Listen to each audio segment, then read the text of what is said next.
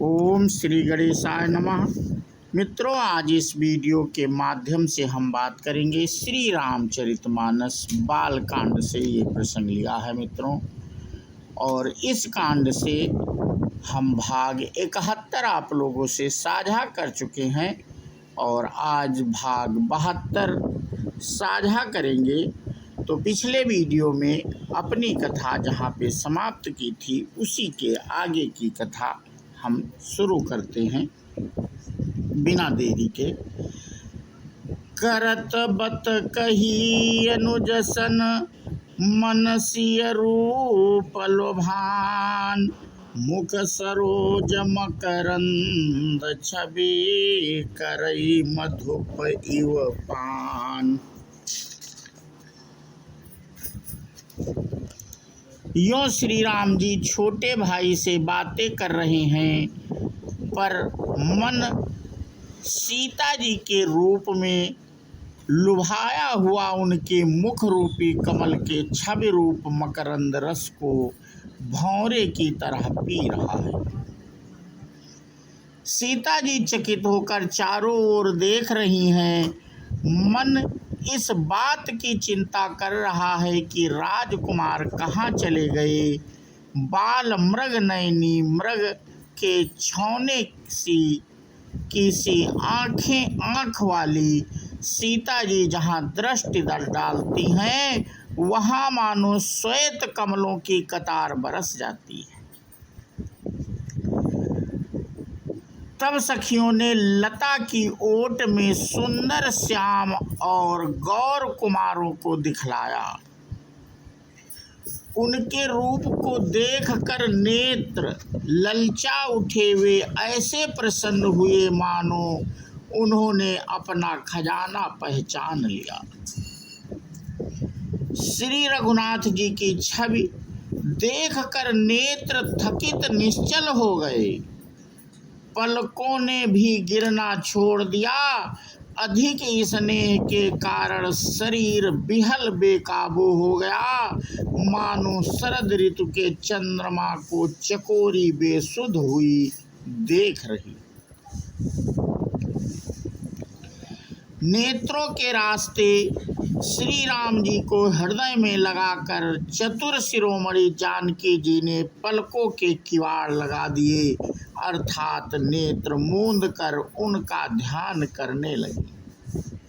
जब सखियों ने सीता जी को प्रेम वश जाना तब वे मन में सकुचा गईं, कुछ कह नहीं सकती थी।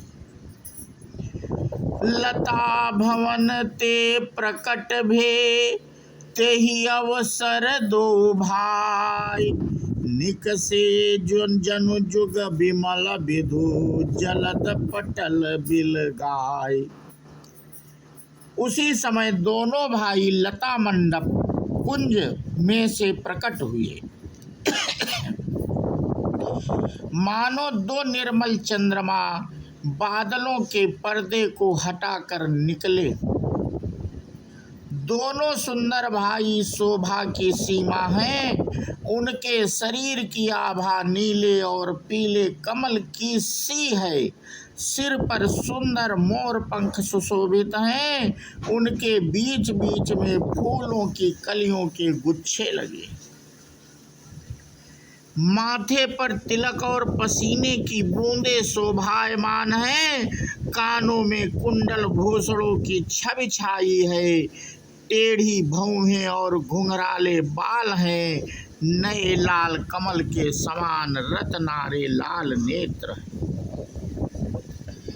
थोड़ी नाक और गाल बड़े सुंदर हैं और हंसी की शोभा मन को मोल लेती है। मुख की छवि तो मुझसे कही ही नहीं जाती, जिसे देखकर बहुत से कामदेव लजा जाते। वच्छा स्थल मणियों की माला है। शंख के सदृश सुंदर गला है। कामदेव के हाथी के बच्चे की सूढ़ के समान उतार चढ़ाव वाली एवं कोमल भुजाएं हैं, जो बल की सीमा है। जिसके बाएं हाथ में फूलों सहित दोना है। हे सखी वह सांवला कुंवर तो बहुत ही सलोना है। के हर कटिपट पीत धर सुषमाशील निधान, देखी भानुकुल भूषणहि बिसरा सखिन अपान। सिंह की सी पतली लचीली कमर वाले पीतांबर धारण किए हुए, शोभा और शील के भंडार सूर्य कुल के भूषण श्री रामचंद्र जी को देखकर सखियां अपने आप को भूल गईं। एक चतुर सखी धीरज धरकर हाथ पकड़कर सीता जी से बोली, गिरिजा जी का ध्यान फिर कर लेना, इस समय राजकुमार को क्यों नहीं देख लेती। तब सीता जी ने सकुचाकर नेत्र खोले और रघुकुल के दोनों सिंह को अपने सामने खड़े देखा। नख से शिखा तक श्री रामचंद्र जी की शोभा देखकर और फिर पिता का प्रण याद करके उनका मन बहुत क्षुब्ध हो गया।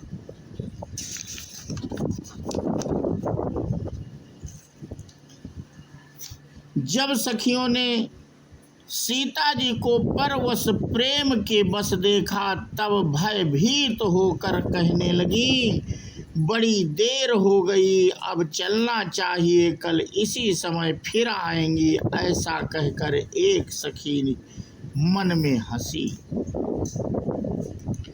सखी की यह रहस्यमयी वाणी सुनकर सीता जी सकुचा गईं।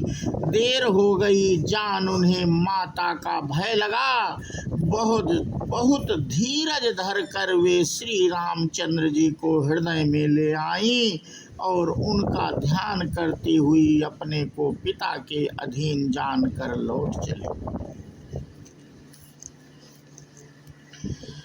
देखन मिसमृग बिहग तरु, फिरई बहोरी बहोरी, निरखी निरखी रघुबीर छवि, बाढ़ई प्रीति न थोरी।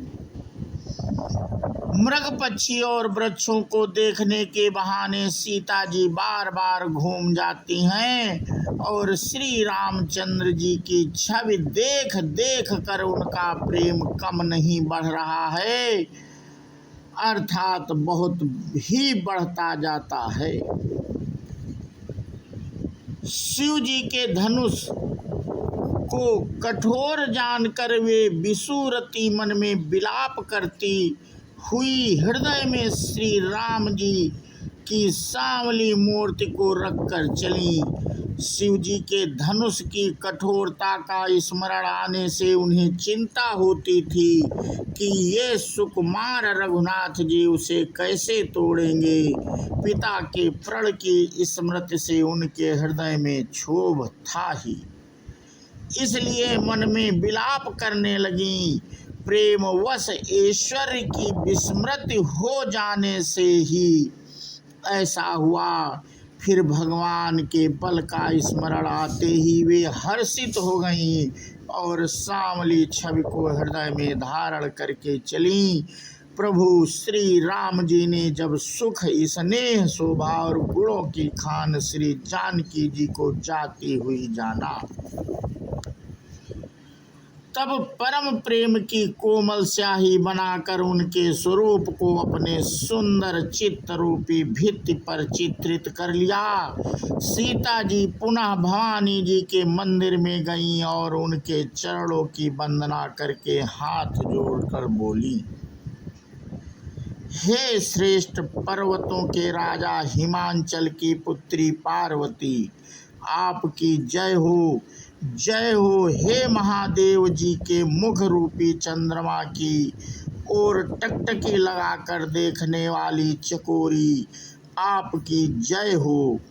हे हाथी के मुख वाले गणेश जी और 6 मुख वाले स्वामी कार्तिक जी की माता, हे जगत जननी, हे बिजली की सी कांति युक्त शरीर वाली, आपकी जय हो।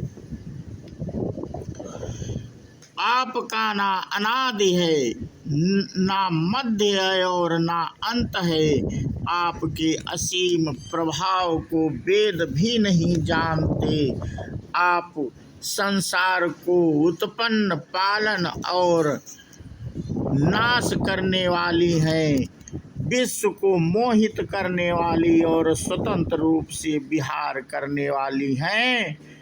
तो मित्रों, आज का प्रसंग हम यहीं पे समाप्त करते हैं और इसके आगे की कथा हम अपने अगले वीडियो के माध्यम से साझा करेंगे। बोलो सियावर रामचंद्र की जय, हनुमान जी की जय। जय हिंद, जय भारत।